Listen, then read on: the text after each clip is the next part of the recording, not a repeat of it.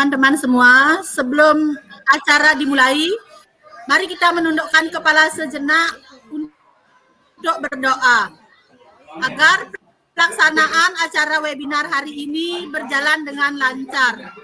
Berdoa mulai.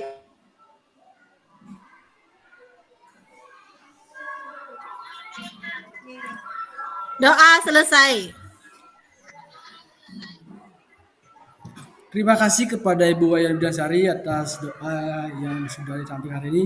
Baik, kita mulai saja webinar hari ini. Izinkan saya untuk share screen untuk hari ini biar Bapak Ibu lebih paham tentang apa yang akan saya bicarakan.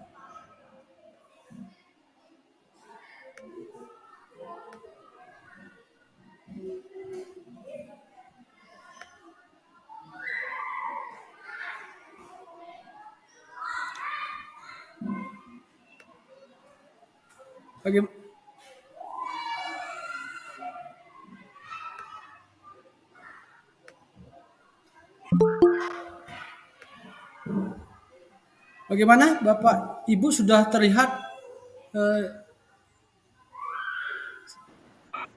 Sudah Pak.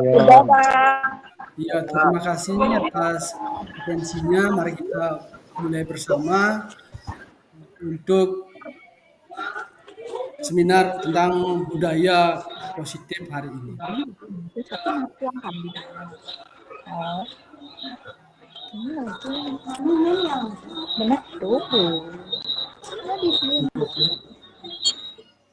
Nah, adapun yang melatar belakangi dari budaya positif itu adalah pendidikan pada tahap dasar, khususnya di SD, sangat penting untuk membentuk dasar perilaku dan nilai-nilai yang akan dipegang oleh siswa sepanjang hidup mereka.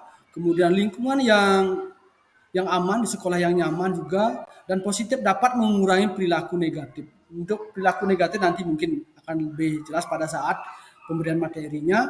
Dan kemudian dengan adanya lingkungan yang aman, nyaman, dan budaya positif, ini akan berakibat meningkatkan prestasi akademik maupun non-akademik, serta kesejahteraan emosional siswa. Oleh karena itu, pengembangan budaya positif di sekolah dasar itu menjadi prioritas untuk membentuk generasi muda yang berkarakter kuat dan kompeten secara sosial emosional. Itu yang menjadi latar belakang mengapa pelaksanaan budaya positif ini sangat perlu. Kemudian, apa yang menjadi tujuan dari webinar ini? Yang pertama adalah menciptakan lingkungan belajar yang positif, kemudian mampu mengembangkan karakter siswa itu sendiri sesuai dengan profil pelajar Pancasila. Yang ketiga adalah meningkatkan keterampilan sosial emosional, kemudian selanjutnya adalah mengurangi perilaku negatif, peningkatan prestasi akademik, serta kita juga perlu kerjasama dari orang tua dan sekolah. Baik Bapak Ibu, kita kembali ke webinar hari ini. Yang akan coba share screen.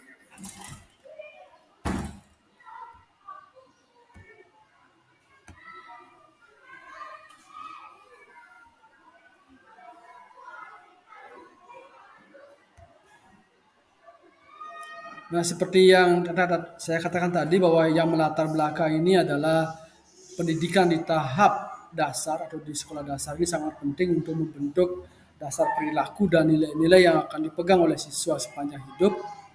Kemudian lingkungan sekolah yang aman dan nyaman serta positif itu dapat mengurangi perilaku negatif seperti bullying dan meningkatkan prestasi akademik serta kesejahteraan emosional siswa.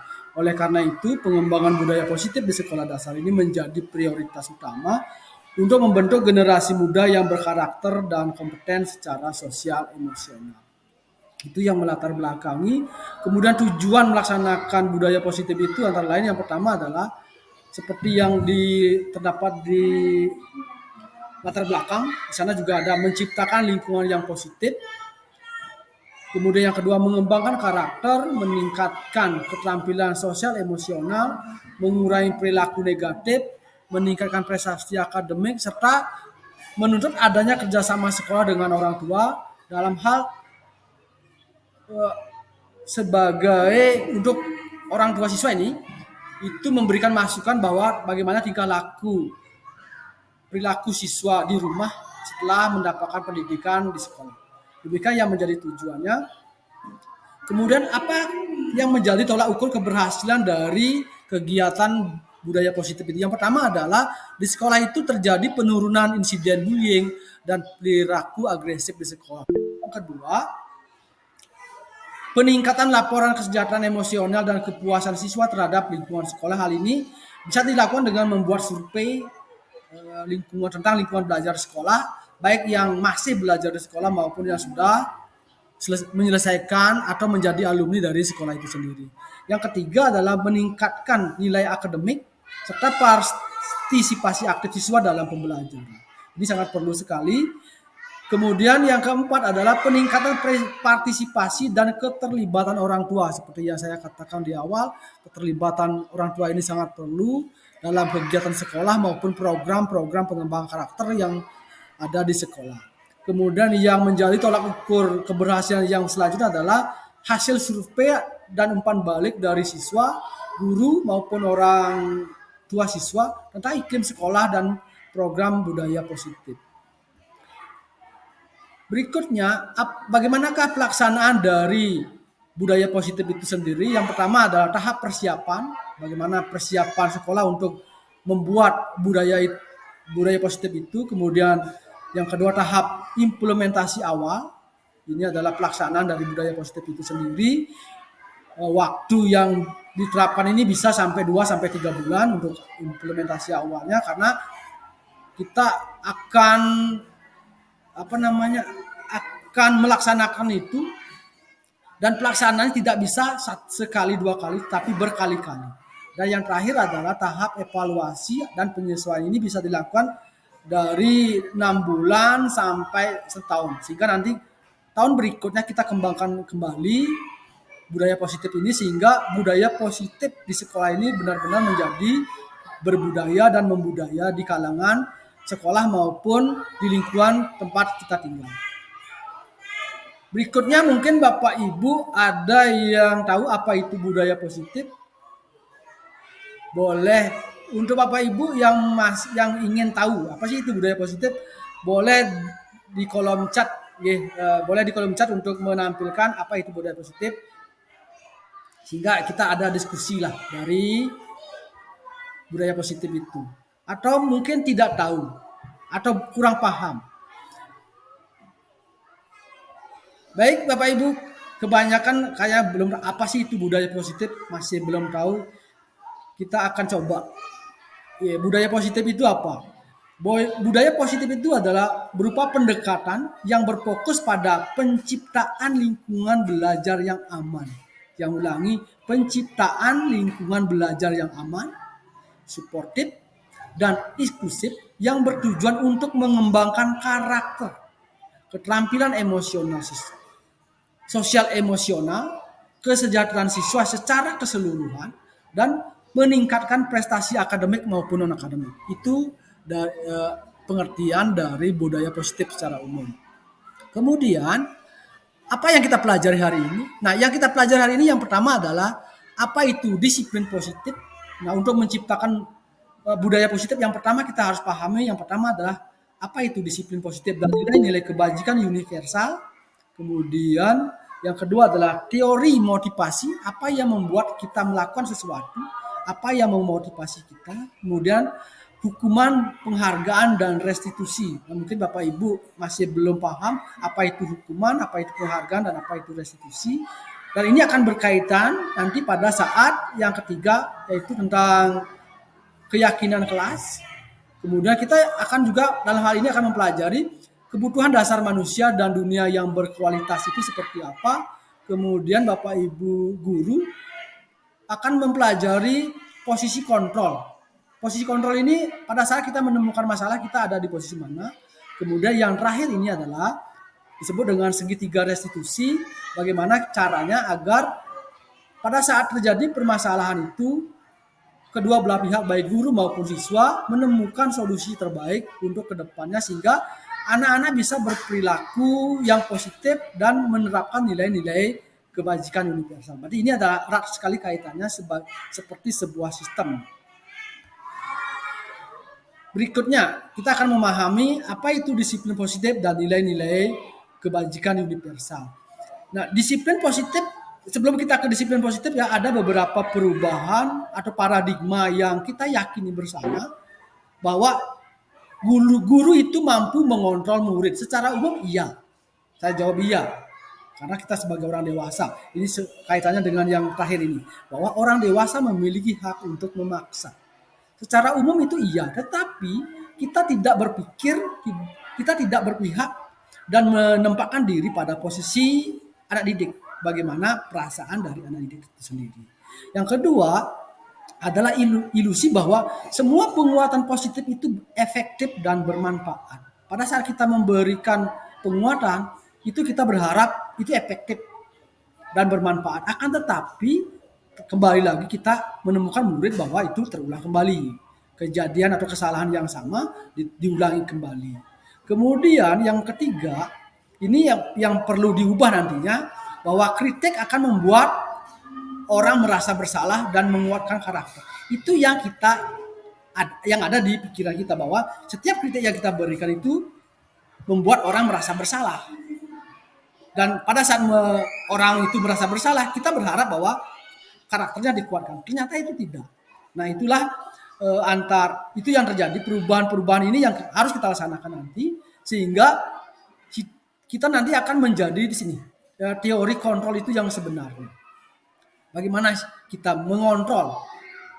Awalnya realita atau kebutuhan itu kita sama, itu dari respon, stimulus respon. Tetapi yang sebenarnya terjadi adalah realita kita berbeda dengan orang lain. Apa yang kita harapkan belum tentu sama dengan orang lain. Tetapi di sekolah kita berusaha menyamakan itu. Nah, itu yang kurang tepat. Demikian juga berikutnya, semua orang memiliki hal yang sama. Itu yang terjadi. Tetapi semestinya setiap orang itu memiliki gambaran yang berbeda. Demikian juga untuk tahap yang selanjutnya, yaitu kita berusaha memahami pandangan orang lain tentang dunia. Baik dunianya anak-anak maupun dunia kita itu berbeda. Kita harus memiliki gambaran tentang itu. Kemudian setiap perilaku memiliki tujuan. Kemudian hanya Anda yang bisa mengontrol diri Anda sendiri. Ini yang paling penting. Kita sering sekali bahwa orang lain bisa mengontrol kita. Ternyata yang paling tepat itu adalah hanya diri kita yang mampu mengontrol diri kita sendiri. Kemudian Anda tidak bisa mengontrol orang lain. Secara kenyataan, secara keseharian, kita di sekolah mengharapkan anak-anak untuk berperilaku baik. Itu misalnya membuang sampah pada tempatnya. Akan tetapi kita seolah-olah mengontrol itu, tetapi kadang-kadang anak-anak kita sendiri masih buang sampahnya sembarangan. Nah, itu sehingga saya bisa simpulkan atau berdasarkan teori kontrol ini bahwa kita tidak bisa mengontrol orang lain. Kemudian perlu adanya kolaborasi dan konsensus untuk pilihan-pilihan yang baru. Kemudian mari kita berpikir menang dan menang. Jangan berpikir menang kalah. Jangan kini kalah nanti, bukan itu. Tapi kita menang dan menang. Itu yang kita harapkan. Kemudian apa itu makna disiplin? Nah, kata disiplin ini sering sekali dihubungkan dengan hukuman. Padahal sesungguhnya berbeda. Karena belajar tentang disiplin positif itu tidak harus memberikan hukuman. Justru itu adalah salah satu alternatif terakhir. Arti alternatif terakhir, dan bila perlu tidak digunakan sama sekali. Tapi jika perlu boleh. Usahakan tidak digunakan sama sekali.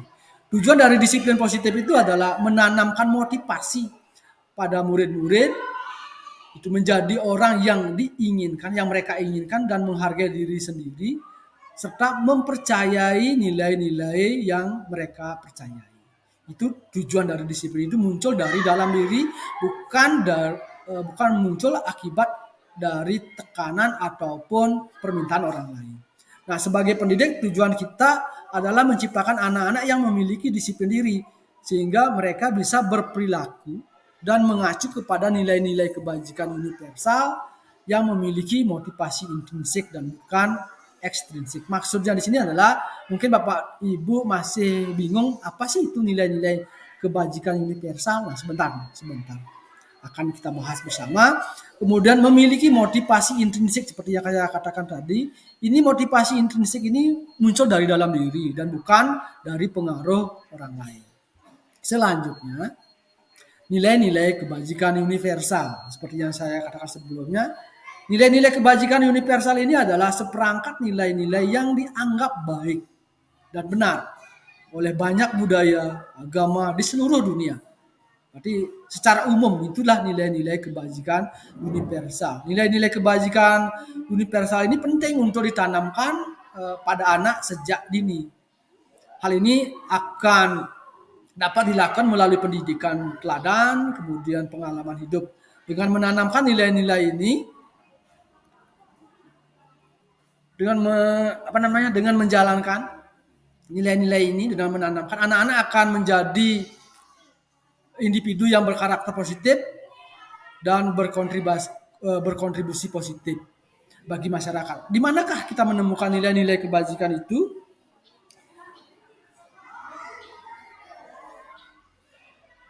Nilai-nilai kebajikan itu terdapat di profil pelajar Pancasila. Ada 6 profil pelajar Pancasila. Bapak Ibu pasti ingat dan hafal betul itu. Nah, dari beriman bertakwa kepada Tuhan Yang Maha Esa, kemudian berakhlak mulia, di sana sudah banyak sekali tercantum. Kemudian ada juga mandiri yang seperti apa? Bernalar kritis, kreatif, gotong royong, sabar kebinekaan global. Nah, nilai-nilai kebajikan universal itulah yang kita yakini, yang kita miliki saat ini, yang diterapkan di pendidikan di Indonesia. Mari kita berefleksi Bapak Ibu, sebagai seorang pendidik, mungkin Bapak Ibu pernah mengikuti atau hadir pada suatu pelatihan. Apa yang memotivasi Bapak Ibu untuk hadir pada kegiatan tersebut? Bisa salah satu rekan Bapak Ibu yang mungkin mau saja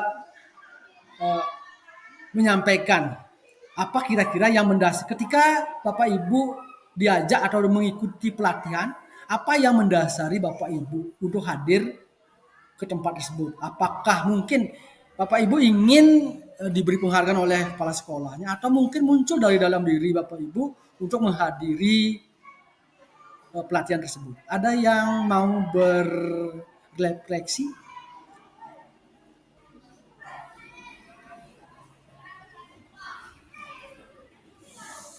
Gimana Bapak Ibu, ada yang mau? Silakan raise hand ya.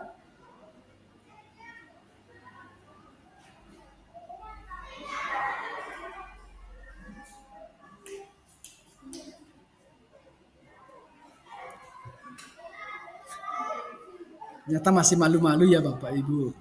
Nah, seperti yang kawan ya mungkin Ibu Juni mau berefleksi,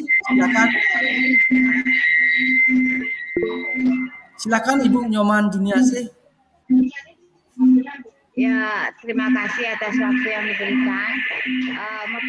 Motif yang mendasari sebagai seorang pendidik saat hadir di suatu pelatihan, motivasi apa yang mendasari tindakan Bapak atau Ibu untuk membuat perubahan di kelas. Jadi saya perlu pengetahuan yang praktis yang bisa saya praktekkan. Jadi motivasi saya adalah mendapatkan pengetahuan yang baru untuk meningkatkan kinerja saya. Terima kasih. Iya, terima kasih. Ayo kita berikan aplaus untuk Ibu Juniasih. Nah, itulah yang mendasari kegiatan yang dilakukan oleh Ibu Juniasih, bahwa yang memotivasinya itu muncul dari dalam diri. Bukan karena alasan yang lain. Nah, nanti kita akan pelajari lebih lanjut lagi. Yaitu yang kedua, yaitu teori motivasi, hukuman, penghargaan, dan restitusi. Ini yang merupakan Ini adalah 3 motivasi perilaku manusia. Yang pertama, untuk menghindari kenyamanan dan hukuman atau hukuman. Yang kedua, untuk mendapatkan imbalan dan penghargaan dari orang lain. Biasanya ini karena kita melaksanakan hadir tepat waktu, mungkin kita diberikan suatu applause ataupun motivasi dari Bapak Kepala Sekolah. Itu mungkin ya. Dan yang ketiga ini adalah untuk menjadi orang yang mereka inginkan dan menghargai diri sendiri dengan nilai-nilai yang mereka punya. Dan tadi yang dikatakan oleh Ibu Nyoman Juniasi ini adalah motivasi intrinsik, sedangkan yang dua di atas ini adalah motivasi ekstrinsik, berasal dari lingkungan sekitar ataupun orang lain. Tadi juga menurut Bapak Ibu dari ketiga motivasi ini, nah kita ke perilaku murid-murid di sekolah. Menurut Bapak Ibu, yang mana motivasi yang saya lingkari, motivasi yang mana yang paling mendasari perilaku dari murid-murid kita di sekolah? Mungkin ada yang bisa berbagi.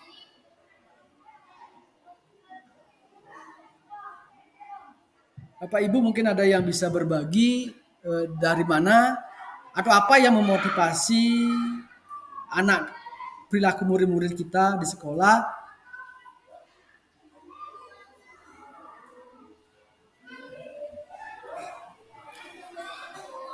Baik Bapak Ibu, masih malu-malu ternyata. Nah ini Bapak Ibu, apa yang menjadi dasar seperti tadi, seperti yang saya ulang screen-nya ya. Nah ini apa yang memotivasi? Kebanyakan di antara yang saya alami saat ini, anak-anak itu masih melakukan motivasinya masih ada di sekitar ini. Masih berupa motivasi dari luar. Bukan beberapa sih sudah melaksanakan motivasi dari dalam. Yang ini banyak sekali biasanya untuk menghindari hukuman. Maka anak-anak itu akan berperilaku baik. Kemudian Bapak Ibu kita akan bahas menurut Bapak Ibu yang pertama ini, boleh open mic ini Bapak Ibu untuk mengetahui menurut Bapak Ibu mencatat 100 kali dalam buku kalimat saya tidak akan terlambat lagi karena terlambat sekolah. Apakah termasuk hukuman atau konsekuensi? Kemudian lari mengelilingi lapangan basket karena terlambat hadir di sekolah. Ini merupakan hukuman atau konsekuensi. Demikian juga membersihkan coretan yang dibuat di meja tulis. Meminta push up 15 kali atau lebih karena tidak menggunakan masker ke sekolah. Menggantikan kertas tugas teman yang telah dicoret-coret. Berjemur di lapangan pukul 12 siang karena mengobrol dengan teman. Kemudian murid diminta bertelanjang kaki sepanjang hari. Dan terakhir, nah ini menurut Bapak Ibu hukuman atau konsekuensi. Kuncinya di sini adalah jika itu hukuman itu bersifat menyakiti. Sedangkan konsekuensi adalah kesepakatan yang terjadi sebelumnya.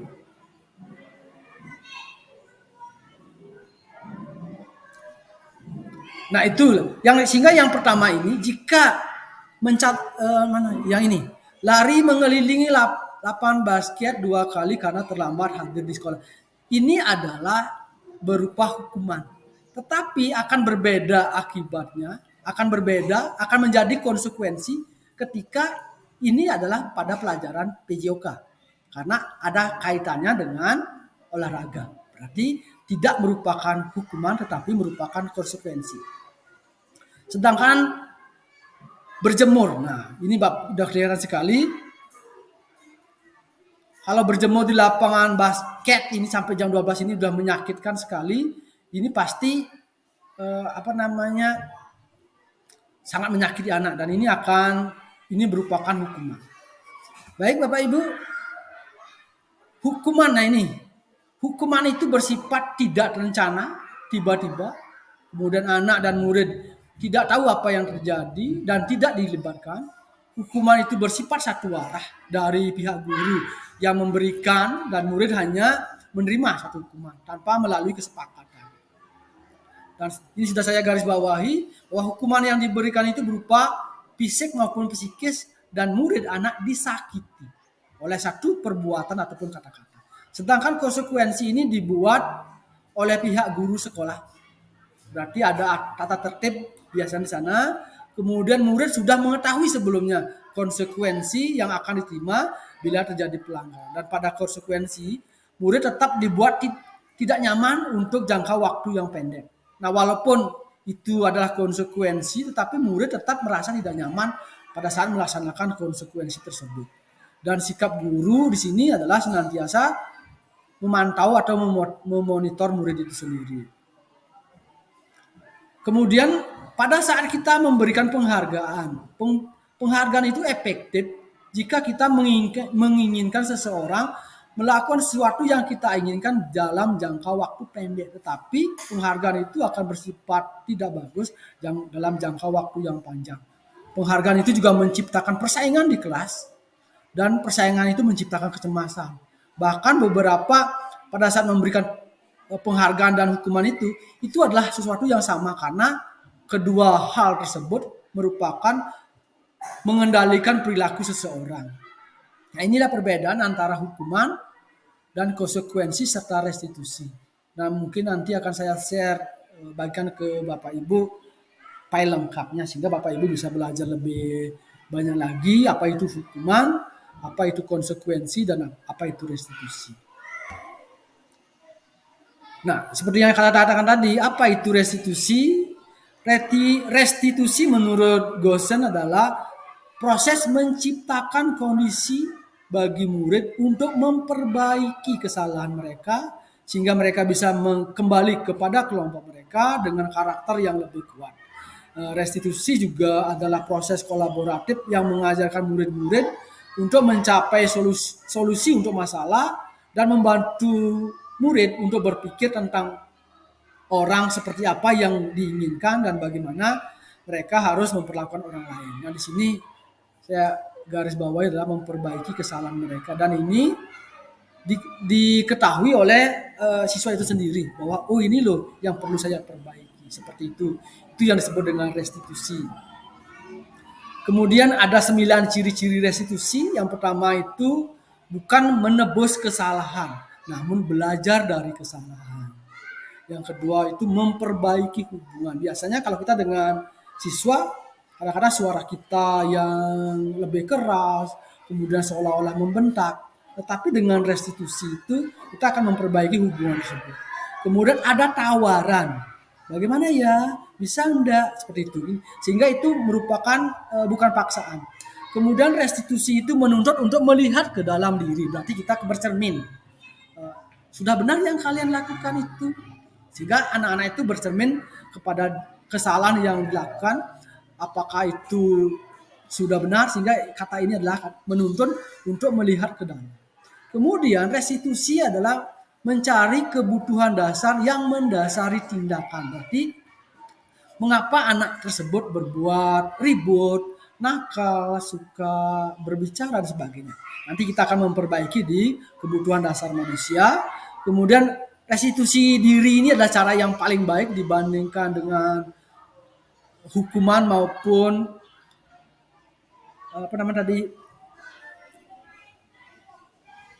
selain restitusi itu konsekuensi. Ini yang paling baik.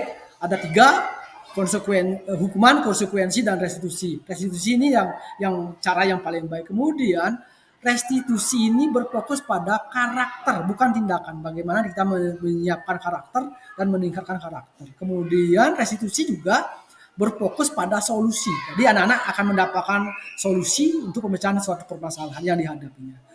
Restitusi mengembalikan murid yang berbuat salah pada kelompoknya, sehingga pada saat anak-anak kembali ke kelas atau kembali ke kelompok belajarnya, kembali ke lingkungan belajarnya, anak-anak itu merasa tidak terbebani, sehingga kembali ke dirinya sendiri seperti apa.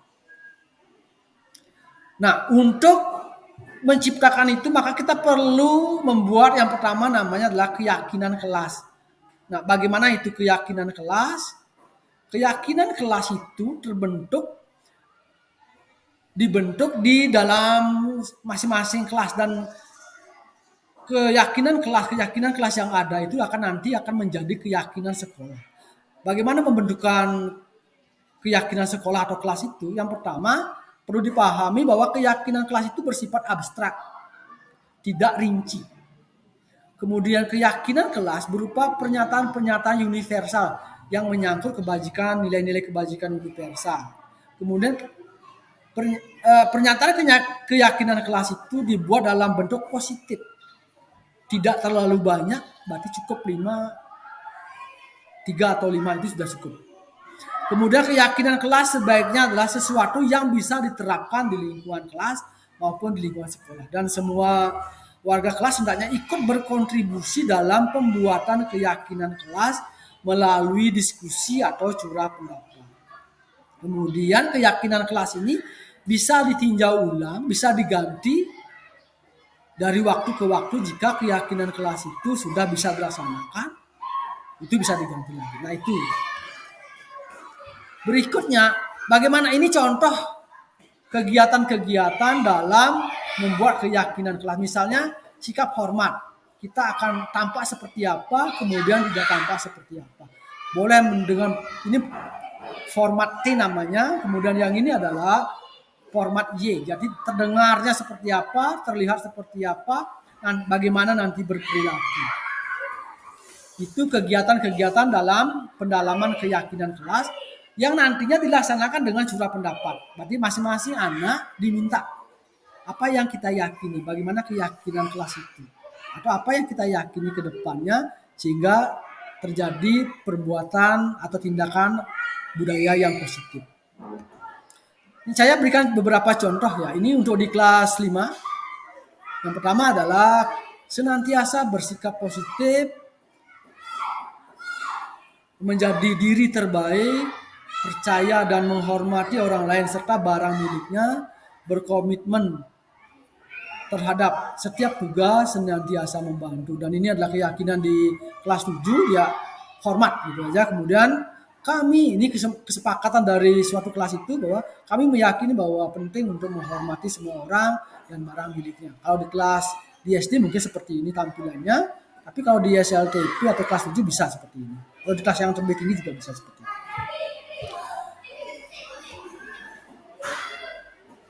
Nah, berikutnya kita ke kebutuhan dasar atau apa sih kebutuhan dasar manusia selain kebutuhan bertahan hidup dan bagaimana sih dunia yang berkualitas. Nah, kebutuhan yang paling mendasar adalah kebutuhan bertahan hidup. Sedangkan kebutuhan lain ini adalah juga termasuk kebutuhan dasar yang mempengaruhi perilaku atau tindakan seseorang. Yang pertama adalah kebutuhan kasih sayang dan rasa diterima, kemudian penguasaan, kebebasan dan kesenangan. Berikut ini akan saya bahas satu persatu dari masing-masing kebutuhan dasar manusia selain kebutuhan bertahan hidup. Kalau kebutuhan bertahan hidup ini adalah kebutuhan primer dan sekundernya. Kemudian yang ini adalah lanjutannya. Berikutnya saya akan jelaskan masing-masing dari kebutuhan dasar manusia biar Bapak Ibu lebih paham. Yang pertama adalah kebutuhan kasih sayang dan rasa diterima. Ini kebutuhan untuk diterima, kemudian kebutuhan pengakuan atas kemampuan. Biasanya anak-anak itu akan bertingkah laku sesuai dengan kebutuhannya. Kebutuhan akan kasih sayang, untuk disayangi dan diterima itu meliputi kebutuhan akan hubungan dan koneksi sosial, kebutuhan untuk memberi dan menerima kasih sayang, dan kebutuhan untuk rasa menjadi bagian dari suatu kelompok. Kebutuhan ini juga meliputi keinginan untuk terhubung dengan orang lain seperti teman, keluarga, pasangan hidup, teman kerja, bahkan sampai ke binatang peliharaan juga, dan ke kelompok di mana kita bergabung. Kemudian kebutuhan penguasaan ini berhubungan dengan kekuatan untuk mencapai sesuatu, menjadi kompeten, menjadi terampil, diakui atas prestasinya, dan keterampilan kita didengarkan dan memiliki rasa harga diri. Kebutuhan ini meliputi keinginan untuk dianggap berharga, bisa membuat perbedaan dan bisa membuat pencapaian kompeten diakui dan dihormati. Itu biasanya yang mendasari anak-anak itu berbuat. Jika anak-anak itu merasa memiliki kemampuan atau memiliki keinginan untuk pengakuan atas kemampuan yang dimilikinya. Berikutnya adalah kebutuhan akan kebebasan. Anak-anak dengan kebutuhan kebebasan yang tinggi akan menginginkan pilihan. Mereka akan selalu banyak bergerak dan suka mencoba-coba. Tidak terlalu terpengaruh oleh orang lain dan senang mencoba hal baru dan menarik. Itu ciri-ciri dari anak-anak yang memiliki kebutuhan akan pilihan. Anak-anak dengan kebutuhan kesenangan biasanya ingin menikmati apa yang dilakukan. Mereka juga bisa berkonsentrasi tinggi dalam mengerjakan hal yang disenangi. Mereka suka permainan, suka mengoleksi barang, suka bergurau, suka melucu dan menggemaskan. Bahkan saat mereka bertingkah laku buruk pun kadang-kadang kita melihat mereka terlihat lebih lucu. Sehingga inilah yang mendasari kenapa anak-anak itu berbuat kadang-kadang suka menjewer temannya. Hal itu karena anak tersebut senang melihat temannya meringis, itu biasanya. Kemudian ini contoh kasus. Nah, dalam contoh kasus ini saya perlihatkan bahwa Dinda seorang anak kelas 3 begitu tiba di rumah sepulang dari sekolah menangis dan mengadu pada ibunya bahwa dia benci pada ibu gurunya karena menurut Anda kebutuhan apa yang berusaha dipenuhi oleh Dinda jika jawabannya seperti ini? Ibu guru bilang aku tidak boleh bersenandung. Mungkin Dinda ini bersenandung di kelasnya. Pada saat mengerjakan tugas bersenandung, kemudian kita mungkin memarahi atau menegur. Maka anak ini kebutuhan kesenangannya itu kurang sehingga dia melakukan hal ini. Yang ini mana Mas? Jika jawabannya seperti ini, bila Anda berada dalam posisi Ibu Guru Rani dan mendengar informasi dari ibunya Dinda tentang perasaan Dinda hari itu, apa yang akan dilakukan Ibu pada Dinda besok ketika Dinda itu ke sekolah agar kebutuhan Dinda terpenuhi? Pada saat Ibu Guru bilang, aku tidak boleh bersenandung saat mengerjakan tugas. Karena si Dinda ini ingin bersenang-senang, ingin kebutuhan akan kesenangan ini terpenuhi. Kemudian jika Ibu Guru tidak menyapaku hari ini, padahal aku memakai jepitan yang baru. Nah ini ingin diperhatikan.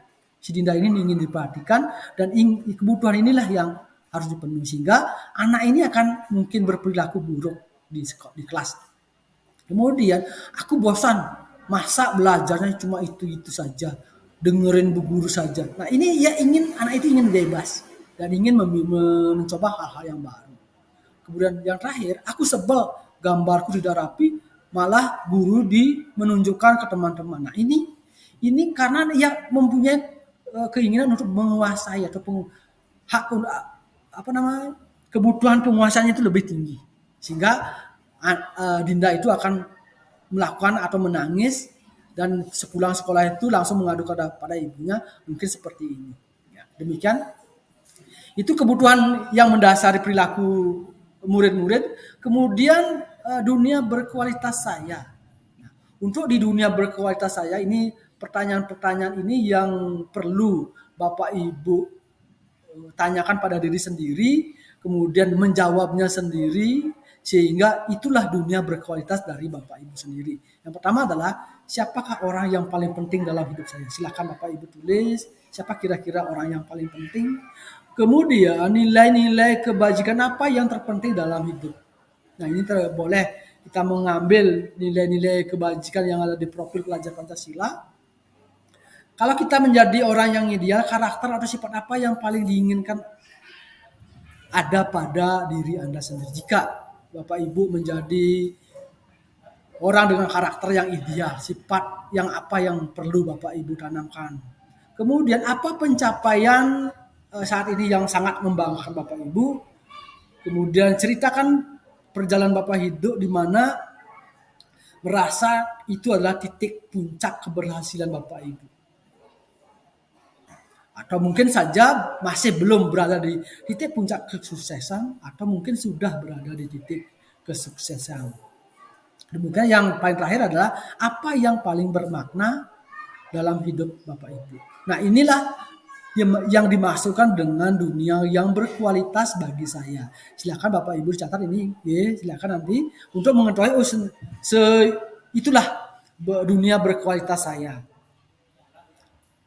Berikutnya yang terakhir adalah yang kelima adalah posisi kontrol yang sering kita lakukan di sekolah.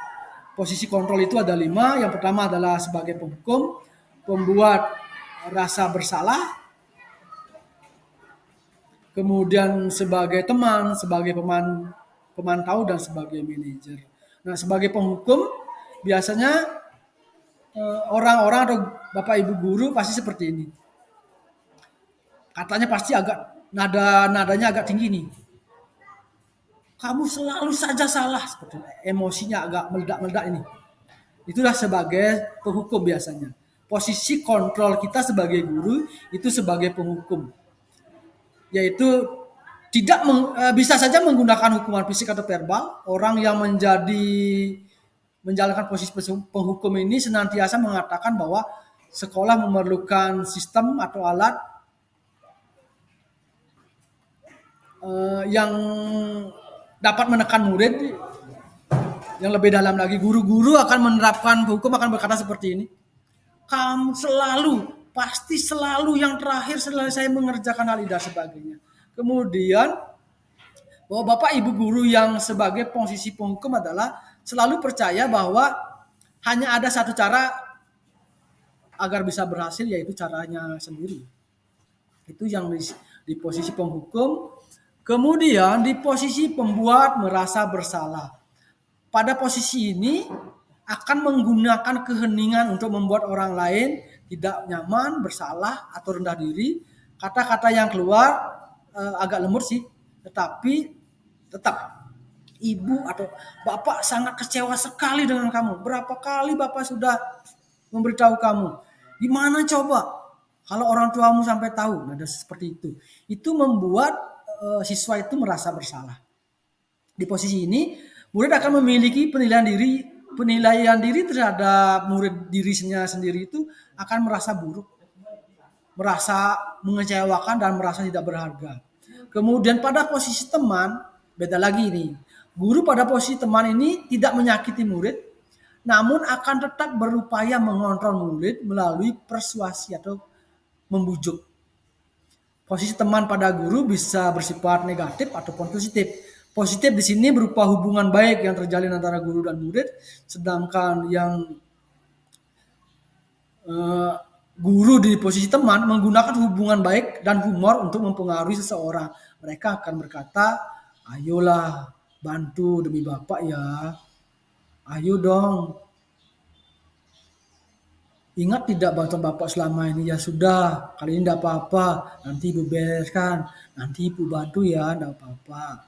Itu seperti itu yang biasanya dikatakan. Kemudian hal yang negatif dari posisi teman ini adalah bila suatu saat guru tersebut tidak masuk, dia akan merasa kecewa, tidak ada di sekolah misalnya, atau diganti dengan guru lain. Maka murid tersebut akan merasa kecewa. Kemudian pada saat tidak dibantu, nah si murid ini akan benar-benar merasa kecewa dan mungkin menganggap guru itu bukan temannya lagi. Seperti itu yang terjadi. Kemudian posisi sebagai pemantau. Nah, sebagai pemantau ini guru itu sesuai dengan peraturan yang ada di sekolah itu. Misalnya peraturan apa, misalnya pada saat tidak membawa buku misalnya.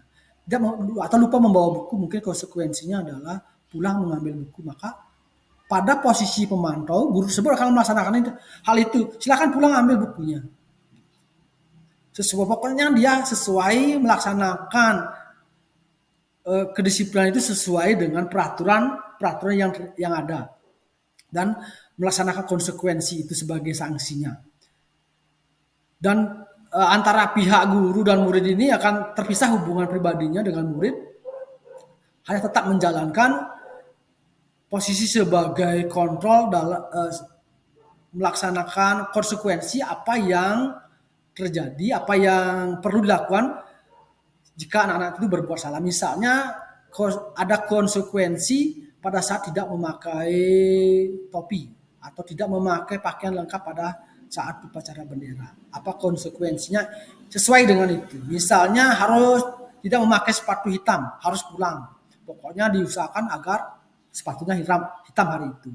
Nah, sebagai guru yang seorang pemantau ini sangat mengandalkan perhitungan, catatan, data yang dapat digunakan sebagai bukti atas perilaku seseorang. Sedangkan yang terakhir ini posisi manajer, di mana murid itu diajak untuk menganalisa kebutuhan dirinya maupun kebutuhan orang lain. Di sini penekanannya bukan pada kemampuan untuk membuat konsekuensi, tetapi berkolaborasi dengan murid bagaimana memperbaiki kesalahan yang ada. Nah, seorang guru yang berada di posisi manajer ini akan berkata, apa yang kita yakini? Apakah kita punya keyakinan kelas yang mana yang kamu langgar, seperti itu. Jika kamu meyakininya, apakah kamu bersedia memperbaikinya? Jika kamu memperbaiki ini, hal ini menunjukkan apa tentang dirimu? Apa rencana kamu untuk memperbaiki dan sebagainya. Tugas seorang manajer ini bukan hanya mengatur perilaku, tetapi juga membimbing murid untuk dapat mengatur dirinya. Seorang manajer akan mengembalikan murid ke kelompoknya dengan lebih baik dan lebih kuat sehingga dan memiliki karakter. Dan itu yang lebih dipentingkan. Bapak Ibu, guru hebat, sebagai refleksi, mungkin Bapak Ibu di kelas ataupun di sekolah sebagai seorang pendidik, Bapak Ibu guru kira-kira ada di posisi kontrol yang mana? Apakah sebagai penghukum atau sebagai pembuat rasa bersalah atau yang lainnya? Mungkin Bapak Ibu guru bisa berkolaborasi di sini. Kira-kira ada di posisi mana? Apakah di sebagai penghukum atau pernah tidak berada di posisi sebagai manajer? Silakan Bapak Ibu boleh raise hand untuk mengetahui. Dan pada saat Bapak Ibu berada di posisi misalnya sebagai penghukum atau sebagai pengontrol, dalam hal ini adalah pemantau. Nah, biasanya saya yakin Bapak Ibu guru pasti ada di posisi teman, kemudian ada di posisi pemantau juga. Nah, ini kadang-kadang kita berkombinasi antara pemantau, antara teman, dan kemudian pembuat rasa bersalah. Tapi saya lihat masih di sekitar ini dan belum ada di posisi kontrol sebagai manajer. Atau mungkin sudah ya. Bapak Ibu guru gimana, ada yang sudah sebagai posisi manajer?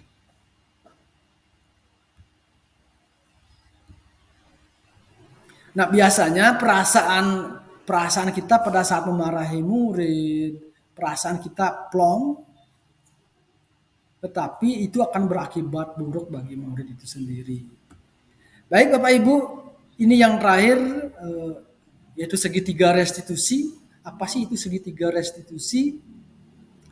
Segitiga restitusi itu ada 3 yang mendasari tindakan. Yang pertama adalah menstabilkan identitas, yang kedua adalah validasi tindakan salah, dan yang ketiga adalah menanyakan keyakinan. Untuk tindakan yang pertama, menstabilkan identitas ini kata-kata yang diucapkan biasanya seperti ini: berbuat salah itu tidak apa-apa, tidak ada manusia yang sempurna. Itu biasanya yang dilakukan pada saat menstabilkan identitas murid. Menstabilkan identitas murid ini maksudnya adalah pada saat anak itu berbuat salah, kita bertanya, menggali informasi dari siswa itu sendiri, apa yang mendasarinya itu. Pada saat anak-anak atau siswa itu mengungkapkan, kita dengarkan. Kemudian kita menstabilkan identitasnya. Oh, enggak apa-apa berbuat salah. Setelah demikian, kemudian Bapak Ibu tertarik, bukan mencari salah, tapi Bapak Ibu mencari solusi dari permasalahan ini. Kamu berhak loh merasa marah seperti itu. Apakah kamu menjadi teman yang baik untuk dirimu sendiri? Nah, itu untuk menstabilkan identitas. Kemudian tindakan yang kedua adalah pada saat selesai melakukan menstabilkan identitas, kita akan ke tindakan yang kedua, yaitu memvalidasi tindakan salah. Setelah memvalidasi tindakan salah, kita akan menanyakan keyakinan. Tetapi jika masih belum stabil identitas murid, kita boleh lagi kembali ke tahap yang pertama. Berarti yang pertama ini wajib menstabilkan identitas, kemudian yang kedua memvalidasi tindakan salah, yang ketiga adalah menanyakan keyakinan. Setelah itu masih belum stabil, kita kembali stabilkan identitas. Yang mungkin menangis anak itu, kita stabilkan lagi identitas sehingga anak itu benar-benar merasa dihargai dan anak itu benar-benar merasa emosinya sudah stabil. Nah, mungkin bisa dibilang bahwa menstabilkan identitas ini adalah menstabilkan emosi dari anak itu sendiri. Yang kedua adalah memvalidasi tindakan salah. Nah, pada saat memvalidasi tindakan salah ini kita bisa mengucapkan hal-hal seperti ini. Padahal jika kamu padahal bisa melakukan lebih buruk dari ini. Kamu pasti punya alasan mengapa kamu melakukan ini. Itu kita memvalidasi tindakan dari anak tersebut. Kamu patut bangga. Kamu melindungi hak yang kamu miliki. Itu memvalidasi. Tindakannya salah. Kita bukan membenarkan tindakan itu, tapi kita memvalidasi. Oh, ini loh tindakanmu seperti ini. Wajar seperti itu. Padahal kamu misalnya menendang temannya itu misalnya. Pada saat kita memvalidasi tindakan salah, kamu bisa lebih keras tendangannya nanti itu kan bisa saja tendangan yang kamu lakukan bisa lebih keras dari itu. Itu kita memvalidasi tindakan dari siswa tersebut. Setelah kita memvalidasi tindakan ini dan anak-anak benar paham bahwa tindakannya itu salah, baru kita menanyakan keyakinan. Pada saat menanyakan keyakinan ini, kita memberikan apa yang kita bisa percaya. Sebagai apa yang kita percaya sebagai kelas atau keluarga. Atau boleh saja keyakinan apa yang kita pahami. Atau di kelas kita sudah, misalnya di kelas 5. Kelas 5 sudah punya keyakinan kelas. Apa keyakinan kelas kita. Boleh seperti itu. Atau nilai-nilai umum yang ada di sekitaran anak itu. Misalnya nih, yang dimaksud nilai-nilai umum itu adalah nilai-nilai kebajikan universal. Boleh juga kita mengatakan bahwa apa bayangan kita tentang kelas yang ideal. Apa yang harus kita lakukan biar dan sebagainya. Kamu itu menjadi seperti apa? Itu kita tanyakan sehingga nantinya anak-anak itu benar-benar merasa dihargai, kemudian mengetahui tindakan yang salah, bahkan mampu memecahkan permasalahan yang dihadapi, dan itu muncul dari anak itu sendiri, bukan kita. Kita hanya menggiring dan mengarahkan saja sehingga anak tersebut yang menemukan pemecahannya, sehingga anak-anak itu merasa dihargai, kemudian disiplin positifnya, budaya positifnya, kebajikan-kebajikan, nilai-nilai universal itu tergali lebih banyak lagi. Nah, ini adalah saya merasa dihargai. Tanggapan dari murid saya ya, kelas 5 pada saat melaksanakan ini adalah siswa saya lupa membawa buku pelajaran, kemudian saya tidak langsung memarahinya tetapi langsung memberikan tindakan berupa segitiga restitusi itu, memberikan seperti yang tercantum pada segitiga restitusi. Kemudian ini adalah tanggapannya setelah selesai. Dan yang tanggapan yang kedua adalah ketika anak itu berkelahi di sekolah. Saya memanggilnya, kemudian memberikan segitiga restitusi itu, kemudian tanggapannya seperti itu. Baik, kita dengarkan ini tanggapannya. 1. Saya merasa dihargai. 1. Saya merasa dihargai. 2. Tidak dipojokkan walaupun saya berbuat salah. 3. Saya bisa mencari jalan keluar dari masalah saya. 4. Memperbaiki diri sehingga menjadi siswa yang baik dan bertanggung jawab. Nah, itu tanggapan dari siswa kelas 5. Kebetulan lupa dia membawa buku. Saya kira Pak Guru akan memarahi saya, tapi ternyata Pak Guru membimbing saya sehingga saya menyadari kesalahan tersebut dan saya akan menjadi siswa yang menghormati dan menyayangi teman. Nah, itu pada saat awalnya berkelahi, kemudian nanti videonya bisa ditonton di YouTube ya. Ini sudah pada saat pelaksanaannya tadi restitusi itu sudah ada di YouTube. Nah, ini siswa yang ini adalah berkelahi. Kemudian awalnya sih karena di apa namanya itu diewerin. Apa nama bahasa Indonesia diewerin?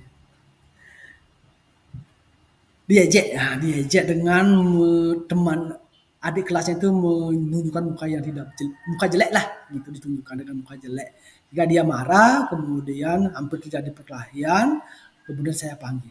Nah, setelah dipanggil, dia kira bahwa saya akan memarahi, ternyata tidak. Kita mencari jalan keluar sehingga anak ini bisa berperilaku lebih baik.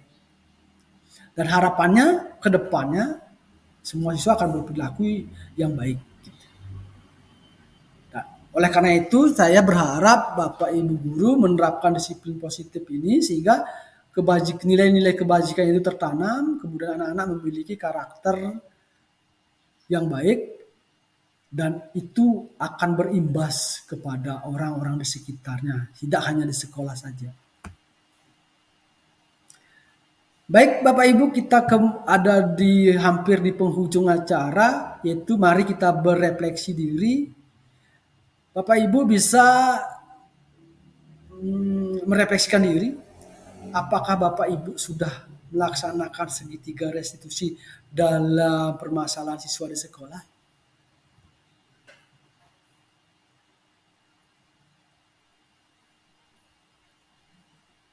Nanti bisa di kolom chat ya, dituliskan apakah Bapak Ibu sudah melaksanakan segitiga restitusi tersebut.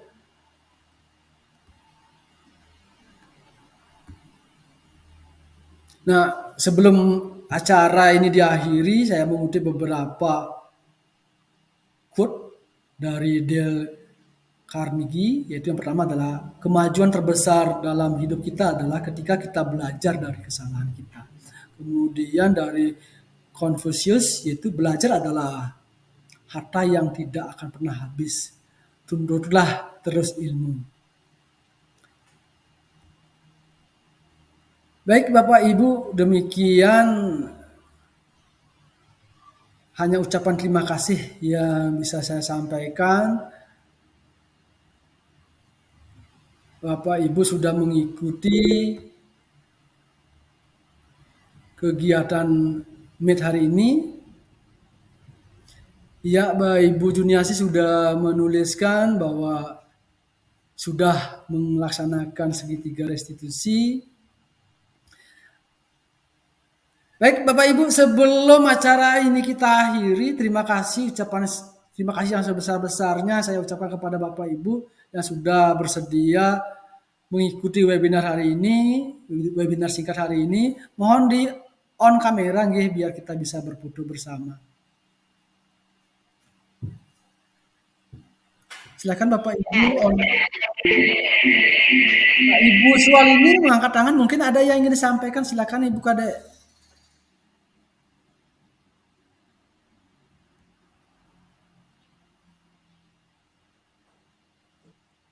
Mau jawab itu tadi sudah dilaksanakan tapi masih dalam proses. Bagus Untuk lebih lanjut. Kasih applause, tepuk tangan silakan emoticonnya ya.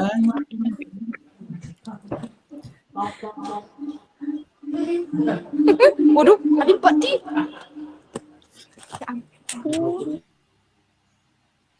Pak Andre Sutrisna mengangkat tangan, mungkin ada yang ingin disampaikan.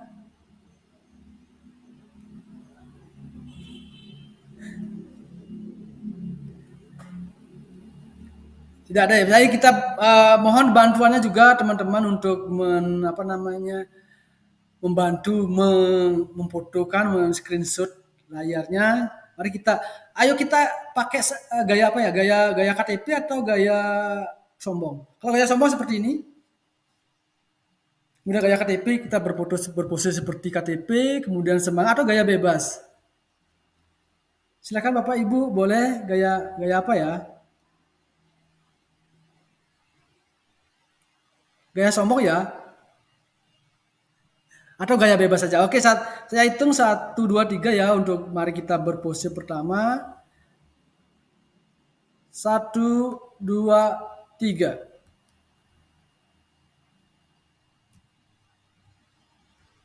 Sebentar Bapak Ibu yang postur moon. Kemudian sekali lagi 1, 2, 3.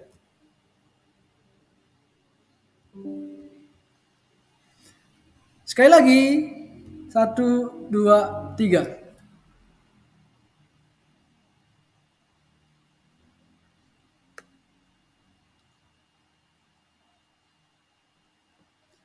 Terima kasih Bapak Ibu sudah hadir dalam kesempatan ini. Mari kita bergerak bersama untuk mengembangkan budaya positif di sekolah kita masing-masing sehingga anak-anak bisa berperilaku baik ke depannya nanti. Kemudian dengan berakhirnya acara hari ini, sebelum acara ini saya akhiri, mari kita berdoa. Saya akan pimpin doanya. Mari kita berdoa bersama-sama, semoga apa yang saya sampaikan ini bermanfaat. Mari kita berdoa sesuai dengan agama dan keyakinannya masing-masing. Berdoa, disilakan.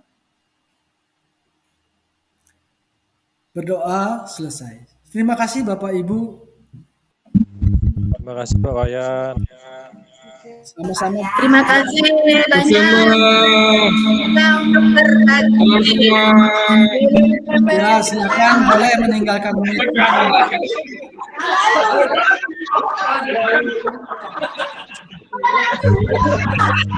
Ya.